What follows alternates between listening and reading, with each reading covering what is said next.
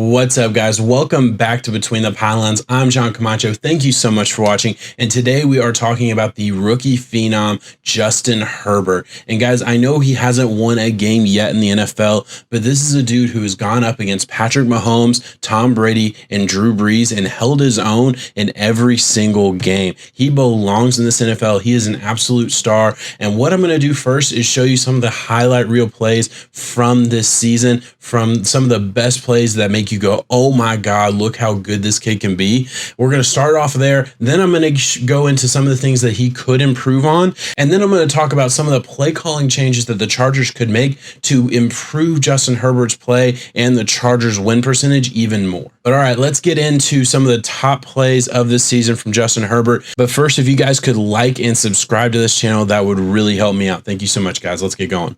So with this first play, you're going to see him lining up against the Saints here late in the second quarter, I believe. He has a bunch of guys. First of all, look at this front. Look what he's looking at. And the Saints did this to him a lot. They put a lot of men right on the line. Who's going to go and who's going to come? So you got 1, 2, 3, 4, 5, 6, 7 guys on the line. And really what I found with Justin Herbert, for the most part, when you blitz him, he's actually in a better position to throw the ball because he kind of knows where to go with it. Like he's had the answers for the most part. So I'm going to show this play. You're going to see this right here. Looks like he's getting that blitz, and he does. He gets every single one of these guys. So you're going to look, every single one of these guys are man-to-man, right? So man-to-man, man-to-man, man-to-man, man-to-man, all on the outside, because they sent 7 against this guy. It should be a sack, right? Well, not for Justin Herbert. He's able to roll out, has the speed and athleticism to avoid 2 guys and make a throw on the run to an open player. And yes, look, it's man-to-man coverage. Keenan Allen is going to get open against most guys in man-to-man coverage when you have, the 3 seconds it took him to get to the outside here, however long that was. Makes an amazing throw off platform and just throws it to a spot in the end zone where his guy can get it, right? And of course, he comes down and gets it. Incredible play, incredible heads up awareness. That's elite. That is elite. And if you can get everything else right, Jesus, that's the kind of potential that is just, it's next level. All right, let's move on to another play here. And on this next play, you're going to see Herbert under pressure, getting blitzed again. And really, look, another situation where this is all arm. And that's the theme of this first part of this video is I don't really care about the reads. I don't really care about, the technical. I care about the arm talent and the physical ability of the quarterback. Like at the end of the day, that's truly what I care about when I'm grading a quarterback in his first 4 games in the NFL. Like, do you have it? Can you stand in the pocket? Can you make the throws? And yeah, he has it. And the funny thing is, in this game, he didn't get a lot of opportunities to do that. And I'm actually going to kind of go back to that later on in this video. But right here, you see he's under pressure, has somebody in his face, has no opportunity to step into the ball, and gets a beautiful ball down the field to Guyton, whatever his name is, their speed receiver down the field. And look, again, it's an easy play in the sense that you're giving a guy no decision-making skill. He has not been bad in his decision-making, so I don't want to sound like that. But from the defensive perspective, you're blitzing the rookie, and I get that sounds like a good idea. Like, okay, blitz the rookie, make him make a decision quickly. Well, you're kind of making the decision for him. You're giving him man-to-man. It's point and shoot at this point, With a guy like Herbert, who I do believe, he's already shown he has talent. Even at this point in the season, going up against Tampa, this would have been his 3rd start in the NFL. He'd already shown that he has talent. He'd already shown that he could do these type of things. So look at this. Has somebody in his face, gets the ball out without stepping into it, without having his feet set, really, and throws the ball 45, 50 yards down the field for a touchdown. Absolutely beautiful. You can't teach that. That's pure unadulterated talent. And here again, we're going to see some athletic ability here. See him climb the pocket. And that's really just what I wanted to show. The catch was actually probably more impressive than the throw. But, my 2 big things for Herbert early on is arm talent, which I feel like I've shown in the past 2 plays with his ability to obviously evade pressure and make off platform throws. And then in the last clip, throw under pressure. And here, yes, pressure, but climb the pocket. This isn't something I really saw him do in Oregon a whole lot. But right here is able to climb the pocket beautifully. You can't coach that any better than right there. Just able to climb the pocket, get the throw out for a touchdown down the field. And yes, this is a touchdown. This is a big play. That kind of stuff, that's going to happen on any play. That's going to happen on the 10-yard out. That's going to happen on the 5-yard hitch, like whatever it is. Those kind of plays are going to happen if he can climb the pocket and make good decisions down the field. This just happened to be an absolute bullet into the end zone that Keenan Allen came up with. And then right here, this is another example of an absolute bullet. Let me break this down and show you what I'm seeing and why I think this is such an awesome play right here. This is a throw that not every NFL quarterback can make. Right here, the decision is made to throw this football, right? The corner, whoever this is for the Chiefs, I don't know his name off the top of my head. He has about 5-yard depth. This is not open. It's not. Nobody right here is open. He is already hitching to throw this ball. So I don't see an open player where he is throwing the football right now. Look how fast this ball gets to the receiver. And you look at this corner playing this kind of cover 3 zone look. It looks like it shouldn't be an issue, but I think he does sit in that stance maybe a tick longer than he probably should have. Regardless of that, ball is out. He reacts, and the ball gets there so fast and in such a perfect placement that there's nothing this corner could do. Absolutely ridiculous. And, this is obviously was his coming out party where he had this awesome game against the Chiefs, where it kind of came down to the wire and he almost beat Patrick Mahomes in his first career start. And look, I'm not going to sit here and say that Justin Herbert is the next Patrick Mahomes or Deshaun Watson in the NFL. We have not seen nearly enough to even scratch the surface of saying that. But I will say that he has the potential to be just as good as some of the best that we've ever seen in this game. He has the physical tools to do that. Now, again, there's a lot more that goes into that, and I'm not saying he has all that. There's still huge questions about his leadership, his ability to grow as a passer, as a decision maker. All of those things are absolutely vital, and I'm not saying he will ever scratch the surface of true elite greatness, but I will absolutely say, sitting here right now after 4 games, he has the potential to do that. He absolutely has every single physical tool that he needs, and he has displayed it already, that he can be elite. And listen, that's not just me talking. That's not just the film that I showed you, because I understand those were the highlight reels. Those were the best of the best plays, and I did that on purpose. But I am going to talk about some of the numbers before we start getting into the bad stuff. So now let's talk about Justin Herbert as a quarterback and where he ranks among all the quarterbacks in the NFL. He currently ranks 5th in passer rating. He would rank 6th if you took away week 1. So I am accounting week 1 into that, but Herbert is still 5th in the NFL right now. He ranks 1st in the NFL in passer rating on 3rd and 4th down. He ranks 1st in the NFL in passer rating and 3rd and 4th quarter. And he also ranks 6th at 61% successful pass attempt in the red zone. So Herbert is money on 3rd and 4th down. He's money in the 3rd and 4th quarter, and he is money in the red zone. Those are really important quarterback stats. Those are awesome stats. When the going gets tough, Justin Herbert shows up. Now, granted, these numbers are just from a 4-game sample size, but it is important to point out that these games were against the Chiefs, Panthers, Bucks, and Saints, so it's not like they were playing scrubs by any means. He is doing all of this as a rookie, and with that does come some rookie mistakes. So let's talk about some of the mistakes I've seen so far this season. And right here, you're going to see this is just an absolutely terrible decision. He's trying to throw it to this out route, and I guess he just doesn't see the safety who's playing quarters coverage essentially, and he's right there barreling down. He's ready for it. He pounces on it. It's intercepted for actually a really big return. And you see right here, the ball is being thrown. He is right on it. He is ready to undercut this out route, and it's just bad vision. He doesn't see it.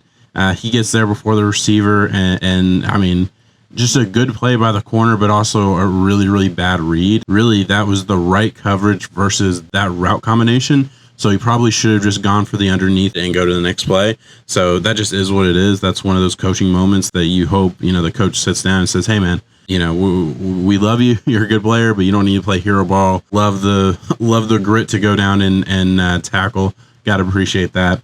Let's move on to the next play. This is unacceptable. Again, his first start.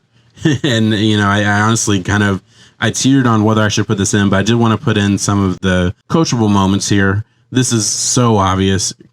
He has a first down here. No reason he should throw an absolute hero ball that was never going to get completed. I don't think everyone knows why this is a bad decision, right? This is just absolutely pitiful. run. Don't make a decision like that. And that's okay. I will say we saw this week 1 of his career. From me watching the games, I didn't see it happen again. So I feel confident in saying that he at least learned from this, and we can move on. I don't want to spend a whole lot of time harping on this. And this is the next one. Look, after watching all of Justin Herbert, I will say I didn't see a ton of really bad stuff.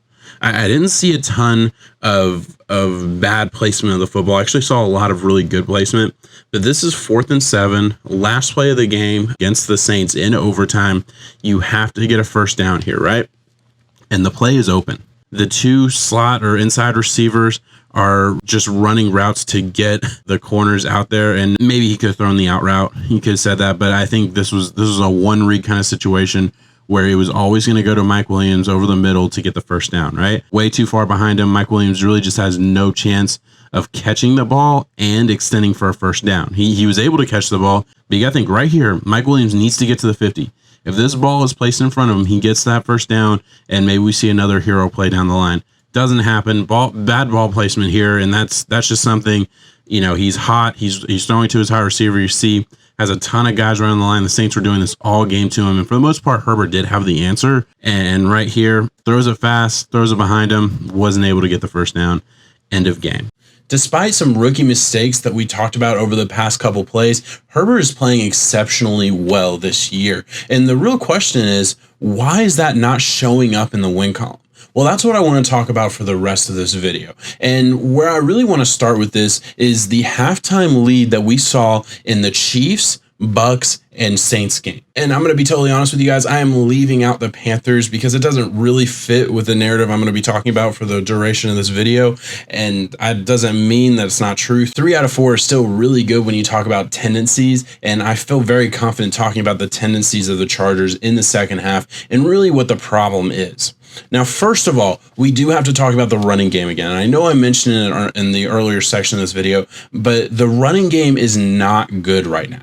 Not for the Chargers by a long shot. Joshua Kelly is averaging 2.8 yards per carry, 41% success rate on 51 carries. Justin Jackson, who's just now getting healthy again, is doing better at 3.8 yards per carry, but he's still only rushing for a 29% success rate and 21 carries. So really what that means is he's had a couple explosive runs, but beyond that, he hasn't really been doing all that well. And then if you compare that to Austin Eckler, who this is a very small sample size of about a game and a half before he had a very serious hamstring strain, he was rushing for 5.5 yards per carry, a 57% success rate on 30 carries. Listen, I understand that the Chargers want to be a running team right now, but for whatever reason, whether you want to blame the offensive line or the talent of the running backs, there is a problem. And to me, the problem is the play calling in the second half. The Chargers are playing way too conservative in the second half after they build up a lead. They're not playing the same way that got them there. I think they are relying way too much on the run game, specifically in the second half of games. And in general, the play calling is far too conservative, especially with the offenses they're going up against. Remember, they played the Chiefs, Panthers, Bucks, and Saints, all pretty good offenses in the NFL. I think Justin Herbert can do so much more in this offense. I think that the Chargers should actually open up the playbook a little bit and let him flourish. So the last couple of plays that I want to show you from Justin Herbert are just regular plays. They all come against the Buccaneers, which is a pretty good defense. They all come in the second half of the Buccaneers, and really they're the only 3 plays in the second half when the Chargers were winning the game where Justin Herbert was actually asked to throw the football. So they were on the first 3 drives of the second half before the Buccaneers took the lead and went on to win that game. All right, so here are these 3 plays, and I'm just going to break them down for you. So you see a 5-man rush here on a big run. The rush doesn't get there, but he does have Ndamukong Suh about to clean his clock. So a very quick throw, accurate throw to his tight end, the hot read. And I want to show it from this angle because I think this is just so funny. You see Suh plays this absolutely perfectly. I mean, just a breakdown in coverage a little bit here by the offensive line, gets a free release at the quarterback. And you'll see right here, oh shit, I got to throw a football. And like, man, I just got this thing and I have to throw it. Almost immediately knows he has to throw the football, gets it out of there, kind of has to sidearm it, but very accurate pass for a first down to Hunter Henry there. Gotta love that. And then here, pulls him on a little bit of a rollout, a little bit of a naked bootleg, whatever you want to call it, and just throws an absolute rifle down the field. And really, this shouldn't have been caught. This is essentially like a throwaway kind of play where it was only where his man could get it, and Keenan Allen makes an absolutely amazing play and catches this ball.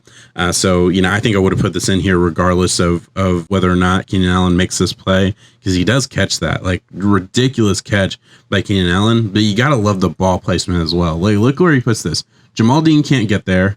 There's only one guy that could possibly catch this ball, and it's okay. Like, that's allowed. He, again, under pressure, Ndamukong Suh, again, right in his face. He probably could have gotten it out to 11 here, but he sees a somewhat open receiver, open for him, I guess, but not really open for the rest of the NFL, and gets it to the sidelines, first down. Great play. And here, this is really the last one where he was really asked to do something beyond what we know that most any backup quarterback in the NFL can do, let alone the 6th pick in the draft. All right, so here, and I'm not going to show you the full play because I don't really think it matters what the rest of the route combination was. This is, again, a situation where he's getting blitzed. Looks like he's going to have 6 guys come unless one of them backs up. 2 of them do. So he has four blitzers, but 3 of them are coming from the right side. I love defenses that do this kind of stuff. These sneaky type of defenses where you're getting extra pressure without actually rushing an extra man. So just a great defensive play. High level stuff on the defensive line from the Bucs here. You see one of these guys gets through. I believe that's Vita Vea, 50. I could be wrong on that. I apologize if I am. I'm not sure. Looks like Vita Vea. He's able to avoid this fast defensive tackle, gets out of the pocket, is able to throw a ball accurately down to the flat to Joshua Kelly and keep the play alive on 3rd and 7, 3rd and 8, I believe. And Kelly gets a couple inches away from a first down, and they end up going for it and getting the first down on 4th down. That's it. Those were the only 3 plays that we saw that was actually Justin Herbert doing something even remotely better than what a backup quarterback would be asked to do in any regular situation. And to be totally honest, a lot of those plays were only good because Justin Herbert's really good and he was able to make a play where there probably wasn't going to be one. I think the Chargers really hurt themselves by not opening up the playbook and letting Justin Herbert play. He is good against the blitz. He has shown that he can handle himself. Yes, he's thrown a couple dumb interceptions, and I showed you one, and there's one other one actually against the Bucs later this game that I didn't show you, but it was really bad as well. I get that. You're gonna have growing pains when you have a rookie quarterback. That's gonna happen. But man, there is so much talent. There is a ridiculous amount of talent in this kid. He is playing really well right now. Open up the offense. Let him take control. Do not try and run the ball with Joshua Kelly and Justin Jackson, neither of which have proven anything in the NFL. And right now, they're among the worst running backs in the NFL statistically. But guys, what do you think? Do you think I'm crazy for saying the Chargers should open up the offense for their rookie quarterback? I know that it might be a little controversial to say that the Chargers run game isn't good right now. Let me know what you guys think in the comments below. Please like this video if you like it, and if you don't like it, let me know. I can handle the criticism. I actually really appreciate it. It only makes these types of videos better. I hope you guys enjoyed. Thank you so much for watching. Peace out.